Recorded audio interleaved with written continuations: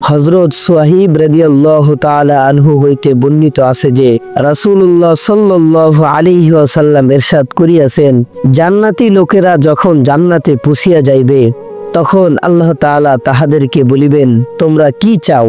আমি তোমাদেরকে একটি অতিরিক্ত বস্তু দান করিব। অর্থাৎ তোমাদের এই পর্যন্ত যাহা কিছু দান করা হইয়াছে উহা হইতে অতিরিক্ত একটি বিশেষ বস্তু দান করিব। কি? তাহারা বলিবে, আপনি কি আমাদের মুখমণ্ডল উজ্জ্বল করিয়া দেন নাই? আর আপনি কি আমাদেরকে জাহান্নাম হইতে বাঁচাইয়া জান্নাতে দাখিল করিয়া দেন নাই? এখন উহা ব্যতীত আর কি হইতে পারে যাহার খাহিস আমরা করিব? বান্দাদের এই জবাবের পর আল্লাহ তাআলা পর্দা সরাইয়া দিবেন, যাহার পর তাহারা আল্লাহ তাআলার দর্শন লাভ করিবে।